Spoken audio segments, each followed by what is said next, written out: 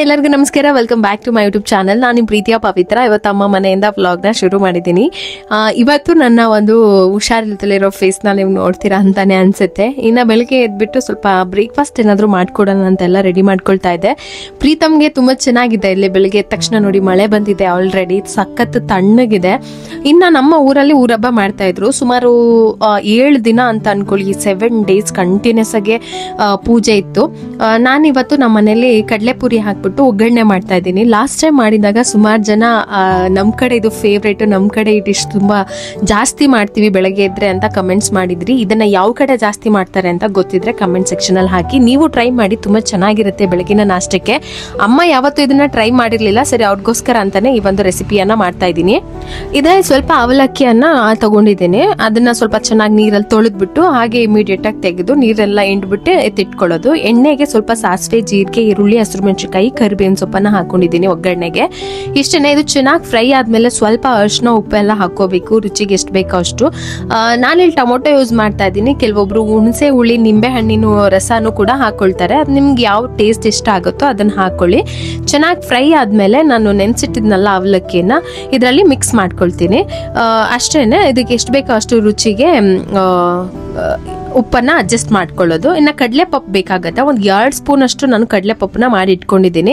ಈ ಒಂದು ಒಗ್ಗರಣೆ ಏನ್ ರೆಡಿ ಆಗಿತ್ತೆ ಅಲ್ಲ, ಅದಕ್ಕೆ ನಾನು ಕಡಲೆಪಪ್ಪಿನ ಪೌಡರ್ ಅನ್ನ ಹಾಕೊಳ್ತೀನಿ. ಇದನ್ನ ಸ್ಕಿಪ್ ಮಾಡಬಹುದು, ಬೇಕಂತಂದ್ರೆ ನೀವು ಹಾಕೋಬಹುದು. ಮೇಲ್ ಸ್ವಲ್ಪ ಕೊತ್ತಂಬರಿ ಸೊಪ್ಪು, ರುಬ್ಬಿಟ್ಟಿದಂತ ಪೌಡರ್ ಮಾಡಿಟ್ಟಿದಂತ ಪೌಡರ್, ಇಷ್ಟೇನೆ. ಇದ್ರ ಮೇಲೆ ಸ್ವಲ್ಪ ಕಡಲೆಪುರಿ ನೆನೆಸಿ ತೊಳೆದ್ಬಿಟ್ಟು ನಾನು ನೀರೆಲ್ಲ ತೆಗೆದಿಟ್ಟಿದ್ನಲ್ಲ ಅದನ್ನ ಹಾಕಿ ಚೆನ್ನಾಗಿ ಮಿಕ್ಸ್ ಮಾಡ್ಕೊಂಡ್ಬಿಟ್ರೆ ಮಂಡಕ್ಕಿ ಒಗ್ಗರಣೆ ರೆಡಿ ಆಗ್ಬಿಡತ್ತೆ. ತುಂಬಾ ಟೇಸ್ಟಿ ಆಗಿರುತ್ತೆ, ಸಾಫ್ಟ್ ಆಗಿ. ಇನ್ ವಯಸ್ಸಾಗಿರೋರ್ಗಂತೂ ಮಸ್ತ್ ಆಗಿರುತ್ತೆ ತಿನ್ನೋದಕ್ಕೆ.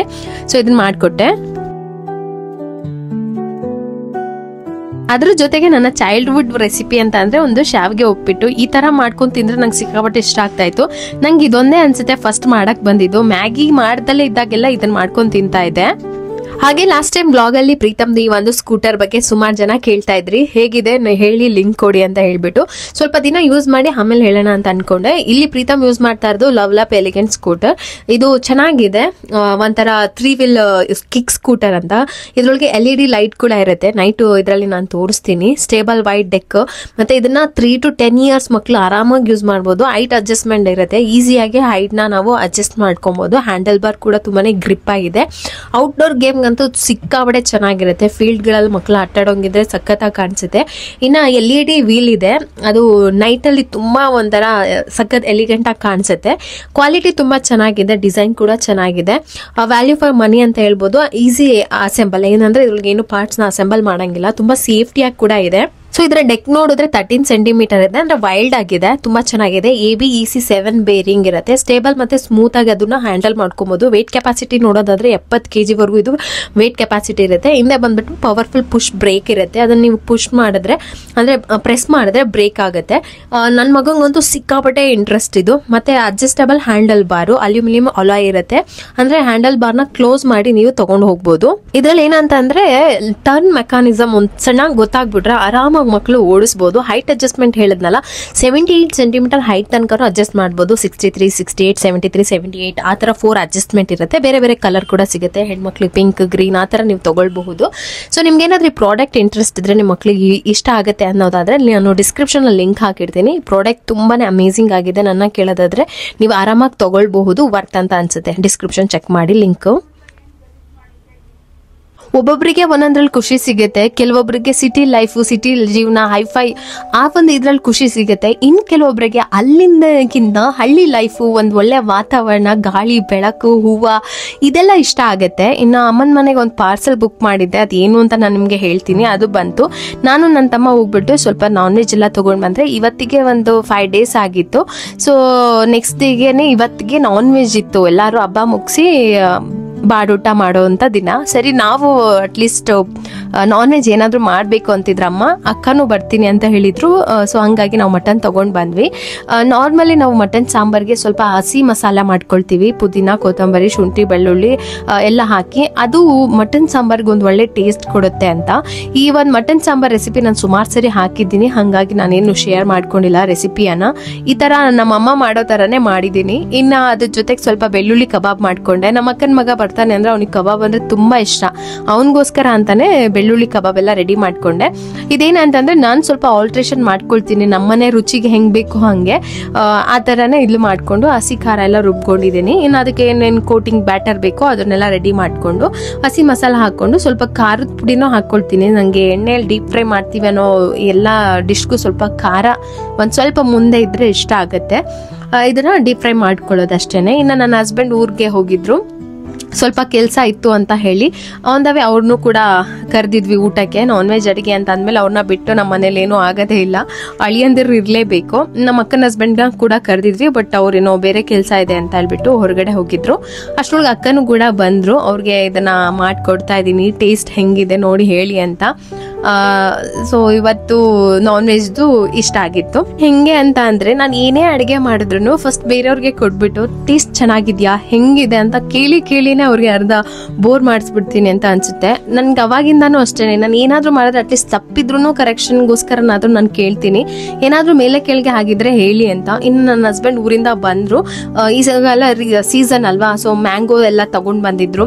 ಹಾಗೆ ನಾನು ಮನೇನ ಸ್ವಲ್ಪ ಮೇಕ್ ಓವರ್ ಮಾಡ್ಬೇಕಂತ ಅನ್ಕೊಂಡಿದ್ನಲ್ಲ, ಅದಕ್ಕೆ ನನ್ನ ಹಸ್ಬೆಂಡ್ನ ಕರ್ಕೊಂಡು ಹೋಗ್ಬಿಟ್ಟು ಮನೆಗೆ ಮ್ಯಾಚ್ ಆಗುವಂಥ ಪೇಂಟಿಂಗ್ ಎಲ್ಲ ತಗೊಂಡು ಬರೋಣ ಅಂತ ಹೇಳಿ ಹೊರಟ್ವಿ. ಇವತ್ತು ಸ್ವಲ್ಪ ಮನೇಲಿ ಎಲ್ಲರೂ ಇದ್ದಿದ್ರಿಂದ ಹಾಲು ಕೂಡ ಖಾಲಿಯಾಗಿತ್ತು. ಕಾಫಿ ಟೀಗೆ ಹಾಲು ಬೇಕಂತ ಹೇಳಿದ್ರು ಅಂತ ಹೇಳ್ಬಿಟ್ಟು ಅವ್ರನ್ನ ಕರ್ಕೊಂಡು ಹೋಗಿ, ಅವ್ರಿಗೆ ಅಂದ್ರೆ ತುಂಬ ಚೆನ್ನಾಗಿ ಗೊತ್ತಿರುತ್ತೆ, ನಾನು ಹೋಗಿ ಏನೋ ಕೇಳಕ್ ಹೋಗಿ ಏನೋ ಆಗಿ ಏನೇನೋ ಆಗದ್ ಬೇಡ ಅಂತ ಹೇಳಿ ನಮ್ಮನೆಗೆಲ್ಲ ಪೇಂಟ್ ಮಾಡಿ ತರಿಸಿದ್ವಲ್ಲ, ಸೊ ಅವ್ರಿಗೊಂದು ಐಡಿಯಾ ಇರುತ್ತೆ ಅಂತ ಹೇಳ್ಬಿಟ್ಟು ಅವ್ರ ಜೊತೆನೆ ಹೋಗಿ ಪೇಂಟ್ ಎಲ್ಲ ತಗೊಂಡ್ ಬಂದೆ.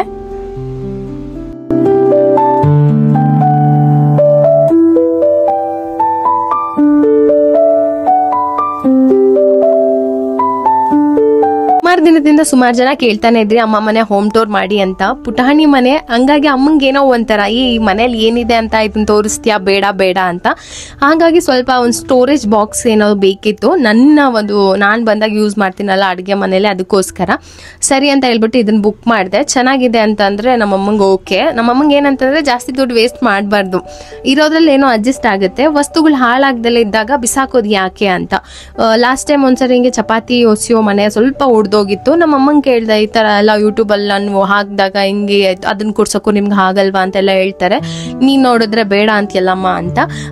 ಅದಕ್ಕೆ ನಮ್ಮಮ್ಮ ಒಂದೇ ಮಾತು ಹೇಳಿದ್ದು, ಇವಾಗ ಅದ್ರಲ್ಲಿ ಚಪಾತಿ ಹೊಸಿಬೋದಲ್ವಾ, ಚಪಾತಿ ಹೊಸಿಯೋದಕ್ಕೆ ಏನು ತೊಂದರೆ ಆಗಿಲ್ಲ, ಅದ್ ಯಾಕೆ ಅದನ್ನ ಬಿಸಾಕ್ಬೇಕು, ಒಂದು ಸಣ್ಣ ಏನೋ ಬಿದ್ದು ಹೊಡೆದೋಗಿದೆ ಅಷ್ಟೇನೆ ಒಂದು ಕಾರ್ನರ್ ಅಲ್ಲಿ, ಅಷ್ಟಕ್ಕೆ ಬಿಸಾಕ್ಬಿಡದ. ಈಗ ವಸ್ತು ಕೆಲ್ಸಕ್ಕೆ ಬರ್ತಾ ಇರ್ಬೇಕಾದ್ರೆ ಆ ವಸ್ತುನ ಯಾಕೆ ಬಿಸಾಕ್ಬೇಕು, ಯಾರೇನಾದ್ರೂ ಅನ್ಕೊಳ್ಳಿ, ನೀನ್ ಅದಕ್ಕೆಲ್ಲ ತಲೆ ಕೆಡ್ಸ್ಕೊಂಬೇಡ, ವಸ್ತು ಚೆನ್ನಾಗಿದೆ ಅಂದಾಗ ಬಿಸಾಕೋ ಮಾತೇ ಇಲ್ಲ. ಅದು ಉಪಯೋಗಕ್ಕೆ ಬರಲ್ಲ ಅಂದಾಗ ಅದು ಬೇಡ, ಉಪಯೋಗಕ್ಕೆ ಬರ್ತಾ ಇದೆಯಲ್ಲ ಯಾಕೆ, ಆ ತರ ಆಲೋಚನೆ ನಮ್ಮಮ್ಮಂದು.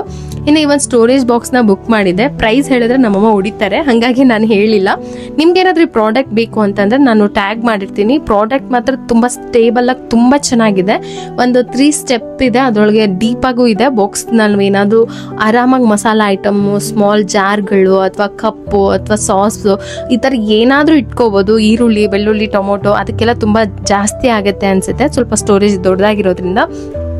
ಇಲ್ಲಾಂದರೆ ವಾಶ್ರೂಮಲ್ಲಿ ಏನಾದರೂ ನೀವು ಟವಲ್ ಆರ್ಗನೈಸ್ ಮಾಡೋದಕ್ಕೆ ಆ ಥರನೂ ಕೂಡ ಇಟ್ಕೋಬೋದು. ತುಂಬ ಚೆನ್ನಾಗಿದೆ, ನಂಗೆ ಸಿಕ್ಕಾಪಟ್ಟೆ ಇಷ್ಟ ಆಯಿತು. ನಿಮ್ಗೇನಾದರೂ ಪ್ರಾಡಕ್ಟ್ ಬೇಕು ಅಂತಂದರೆ ನನ್ನ ಕಡೆಯಿಂದ ಓಕೆ ಇದೆ, ಪ್ರಾಡಕ್ಟ್ ತುಂಬ ಚೆನ್ನಾಗಿದೆ, ಕ್ವಾಲಿಟಿನೂ ಅಷ್ಟೇ, ಪ್ರೈಸು ಕೂಡ ನಮಗೆ ರೀಸನಬಲ್ ಅಂತ ಅನ್ನಿಸ್ತು. ಇನ್ನು ಪೇಂಟಿಂಗ್ ಎಲ್ಲನೂ ತೊಗೊಂಡು ಬಂದಿದ್ದೆ ಮನೆಗೆ ಕಲರ್ ಮ್ಯಾಚ್ ಮಾಡೋದಕ್ಕೆ. ಇಷ್ಟೇ ತೊಗೊಂಡು ಬಂದೆ, ಅಕಸ್ಮಾತ್ ಸಾಲ್ಟೇಜ್ ಆದರೆ ನಿಯರಲ್ಲೇ ಮತ್ತೆ 1 ಲೀಟರ್ ತೊಗೊಂಡು ಬಂದ್ರೆ ಆಯಿತು, ಸುಮ್ಮನೆ ಯಾಕೆ ಜಾಸ್ತಿ ತೊಗೊಂಡು ಬರೋದು ಅಂತ ಹೇಳಿ. ಇದು ನಾನ್ ವೆಜ್ ತಿಂದಲ್ಲ ಇರೋರ್ಗೋಸ್ಕರ ಮಜ್ಜಿಗೆ ತಂಬುಳಿ ಮತ್ತೆ ಒಂದು ಸೊಪ್ಪಿನ ಸಾಂಬಾರು ನಮ್ಮ ನೈಬರೇ ಕೊಟ್ಟು ಕಳ್ಸಿದ್ರು. ತಿನ್ನು ಮಗನೆ, ಚೆನ್ನಾಗೈತಾ?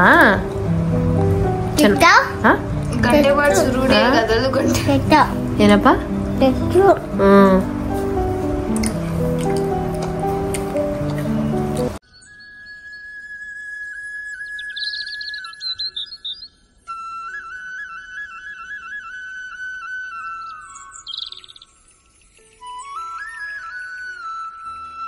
ಹಾಗೆ ಇವತ್ತಿನ ವ್ಲಾಗ್ನ ಕಂಟಿನ್ಯೂ ಮಾಡ್ತಾ ಇದ್ದೀನಿ. ಇವತ್ತು ಬಂದ್ಬಿಟ್ಟು ದೇವರ ಮೆರವಣಿಗೆ ಅಂತ ಹೇಳಿದ್ರು. ಬೆಳಗ್ಗೆನೆ ಬರುತ್ತೆ ದೇವರು, ಮನೆ ಹತ್ರ ಯಾರಾದರೂ ಪೂಜೆ ಮಾಡಿಸೋರು ಮಾಡಿಸ್ಬೋದು ಅಂತ. ಸೊ ಅದಕ್ಕೋಸ್ಕರ ನಾವು ಕೂಡ ವೆಯ್ಟ್ ಮಾಡ್ತಾ ಇದ್ವಿ.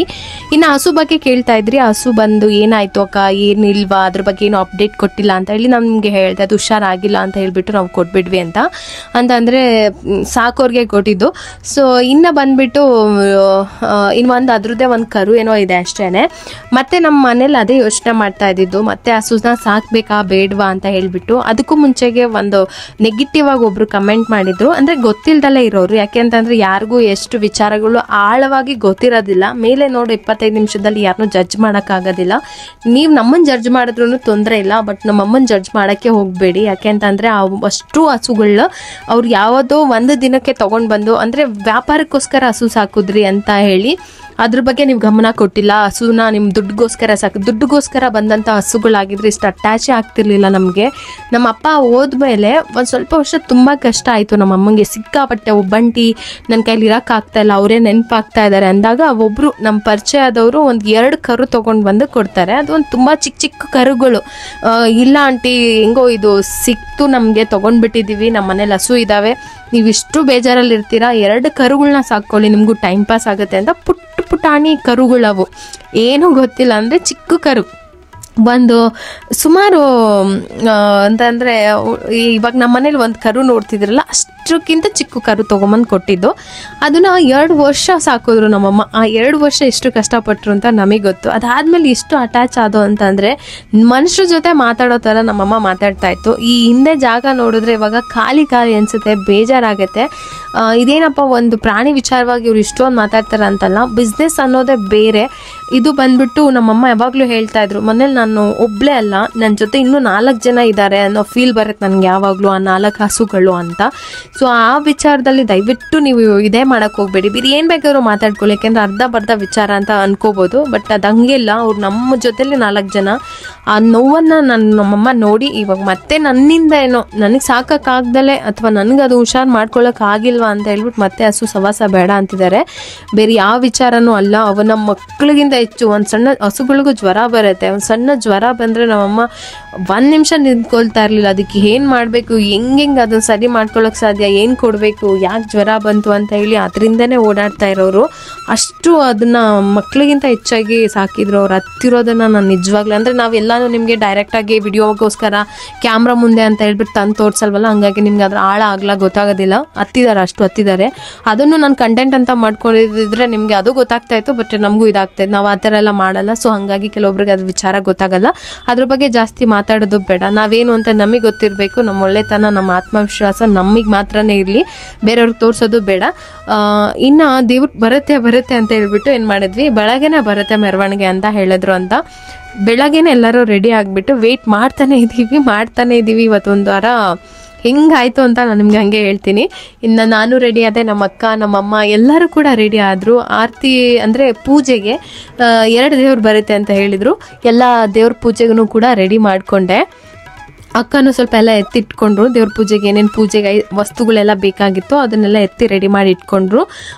ಸಂಜೆ ಬೆಳಗ್ಗೆ ಒಂದು 11 ಗಂಟೆಗೆ ನಾವೆಲ್ಲ ರೆಡಿ ಮಾಡ್ಕೊಂಡ್ಬಿಟ್ವಿ. ಬಂದುಬಿಟ್ರೆ ರೆಡಿ ಇದ್ದರೆ ನಾವು ಹಾಗೆ ಪೂಜೆ ಮಾಡಿಸ್ಕೊಂಡ್ಬಿಡ್ಬೋದು ಅಂತ ಹೇಳ್ಬಿಟ್ಟು ಎಲ್ಲರೂ ರೆಡಿ ಆದ್ವಿ. ಮನೆಯವರು ಎಲ್ಲರೂ ಒಳ್ಳೆ ಜೋರಾಗಿ ರೆಡಿಯಾಗಿ ಕಾಯ್ತಾ ಇದ್ದೀವಿ. ದೇವ್ರು ಬರಲೇ ಇಲ್ಲ ಅಂತಂದರೆ ಸುಮಾರು ಎಷ್ಟು ಅಂತಂದರೆ ಇಡೀ ರಾತ್ರಿ ಸಂಜೆ ತನಕನೂ ಕಾಯ್ದಿದ್ದೀವಿ, ಬರಲೇ ಇಲ್ಲ ದೇವರು. ಆಮೇಲೆ ಸಂಜೆನೂ ಆಯಿತು, ಎಲ್ಲರಿಗೂ ಬೇಜಾರಾಗೋಯ್ತು. ಸರಿ ಏನೋ ಸ್ನ್ಯಾಕ್ಸ್ ತಿನ್ನಬೇಕು ಅಂತ ಹೇಳ್ಬಿಟ್ಟು ಒಂದಿಷ್ಟು ಪೂರಿ ಮಿಕ್ಕಿತ್ತು. ಸರಿ ಎಲ್ಲರಿಗೂ ಚುರ್ಮುರಿ ಮಾಡೋಣ ಅಂತ ಹೇಳಿ ಅದನ್ನೇ ಮಾಡ್ತಾ ಇದ್ದೀನಿ.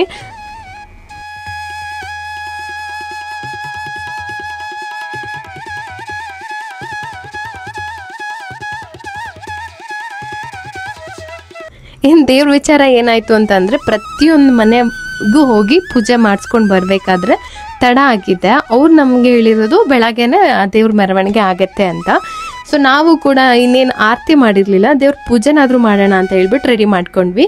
ಇನ್ನು ದೇವ್ರು ಬರೋದೇ ಇಲ್ಲ ಬಿಡು ಅಂತ ಹೇಳ್ಬಿಟ್ಟು ಎಲ್ಲರೂ ಕೂಡ ಅವ್ರವ್ರ ಬ್ಯಾಕ್ ಟು ರೊಟೀನಿಗೆ ಬಂದುಬಿಟ್ರು. ಅಂದರೆ ಎಲ್ಲ ಸೀರೆ ಎಲ್ಲ ಬಿಚ್ಚಿ ನಾರ್ಮಲ್ ಡ್ರೆಸ್ ಹಾಕ್ಕೊಂಡು ದೇವ್ರಿಗೆ ಬರಲ್ಲ ಅಂತ ಹೇಳಿ ಕಾಯ್ಕೊಂಡು ಕೂತಿದ್ನೆಲ್ಲ ಕ್ಯಾನ್ಸಲ್ ಮಾಡಿಬಿಟ್ಟು, ಬಂದರೆ ಪೂಜೆ ಮಾಡ್ಸೋಣ, ಬಂದಿಲ್ಲ ಅಂದರೆ ಓಕೆ ಇನ್ನೊಂದು ದಿವಸ ಎಲ್ಲಾದರೂ ದೇವ್ರ ಪೂಜೆ ಮಾಡಿಸ್ಕೊಂಡು ಬಂದ್ರಾಯ್ತು ಅಂತ ಹೇಳ್ಬಿಟ್ಟು ಸುಮ್ಮನಾಗ್ಬಿಟ್ವಿ. ಇನ್ನು ಪ್ರೀತಮ್ ಜೊತೆ ಮಕ್ಕಳೆಲ್ಲ ಆಟ ಆಡ್ತಾ ಇದ್ರು.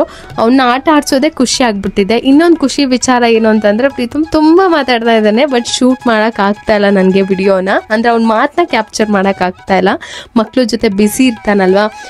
ತುಂಬ ಅಂದರೆ ತುಂಬ ಮಾತಾಡ್ತಾ ಇದ್ದಾನೆ. ಯಾವಾಗ ನಾನು ನೆಕ್ಸ್ಟ್ ಸಿಕ್ಕಿದಾಗ ಅವ್ನು ಮಾತಾಡೋದನ್ನೆಲ್ಲ ನಿಮ್ಮ ಜೊತೆ ಶೇರ್ ಮಾಡ್ಕೊಳ್ತೀನಿ. ಸಿಕ್ಕಾಪಟ್ಟೆ ಖುಷಿ ಆಗುತ್ತೆ ನನಗೆ. ಇಲ್ಲಿಗೆ ಬಂದ್ಮೇಲೆ ಮಾತಾಡ್ತಾ ಇದ್ದಾನೆ ಅಥವಾ ಅವ್ನ ಟೈಮ್ ಇವಾಗ ಬಂದಿದೆಯಾ ಮಾತಾಡೋಕ್ಕೆ ಅಂತ ನನಗೆ ಅನಿಸುತ್ತೆ. ಅಷ್ಟು ಚಂದ ಮಾತಾಡ್ತಾ ಇರ್ತಾನೆ.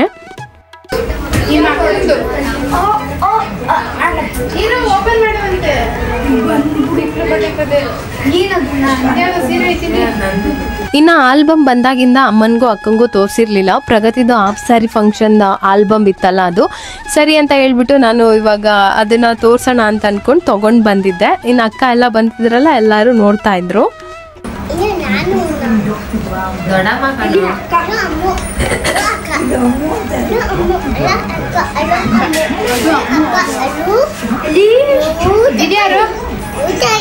ಇದು ಮಮ್ಮಿ, ಇದು ಮಮ್ಮಿ,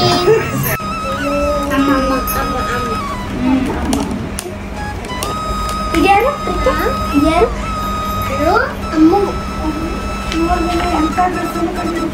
ನೋಡು ಇಲ್ಲಿ ಮಕ್ಕಳು ಮಾತಾಡೋದ. ಇದು ಪ್ರೀತಮ್, ಇದು ಯಾರು, ಇದ್ಯಾರು, ಇದ್ಯಾರು ನಂದು ಡ್ಯಾಡಿ, ನಂದು ಡ್ಯಾಡಿ, ನಂದು ಡ್ಯಾಡಿ. ಸಿದು ನಿಧಾನ ತೆಗಿ. ಸರಿ ಪ್ರೀತು, ನೀನು ನೀನು ಈ ಊಟ ಅಮ್ಮನ ನೀನಿದು ತಾಯಿ, ನಂದು ಡ್ಯಾಡಿ.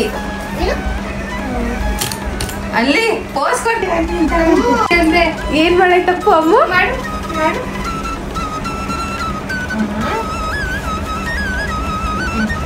ಚಿನ್ನ ತೋರ್ಸಿಲ್ಲಿ. ಅಮ್ಮ ಹಂಗ್ ಮಾಡೈತಾ? ಪೋಸ್ ಎಲ್ಲ ಟ್ರೈ ಮಾಡ್ತದಲ್ಲ ಮಗ, ಸೂಪರ್. ಓಯ್ ವಾವ್, ಅಕ್ಕನ ತರಾನೇ ಪೋಸ್ ಕೊಟ್ಟಿದ್ಯಾ?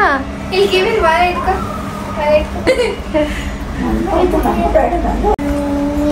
ಯಾರು ನಿಂಗೆ? ಅಮ್ಮ ಇದು ಇದ್ಯಾರು ಇದ್ಯಾರು ಇಲ್ಲಿ ಸಾಫ್ಟ್. ಅಯ್ಯೋ, ನನ್ನ ಫೇವ್ರೆಟ್. ನೋಡಿಲ್ಲಿ ಕೈ ಬಳೆ ಎಲ್ಲ ಕೈ ಬಳೆ ತೋರಿಸ್ತಾ ಐತೆ ಅಂತತೆ. ಎಲ್ಲ ಕಡೆನೂ ಇಲ್ಲ ನನಗೆ ಪೋಸ್ ಏನ್ ಅಮ್ಮ ಕಿವಿ, ಅಮ್ಮು ಕಿವಿ ಅಂತ. ಅನೀಶ್ ಅಮ್ಮದು ಡೈಮಂಡ್ ಕಿವಿ ಅಂತ ಹೇಳ್ತಾರೆ. ಎಲ್ಲಿ ಇಲ್ಲಿ ಇದ್ಯಾರು? ಲಲಿತನ ಇಲ್ಲಿ ಇವ್ರಾರ? ಇದ್ಯಾರು? ಮಾಮ ಕೊಡ್ಬೇಡ. ಅಲ್ಲ ಅಮ್ಮ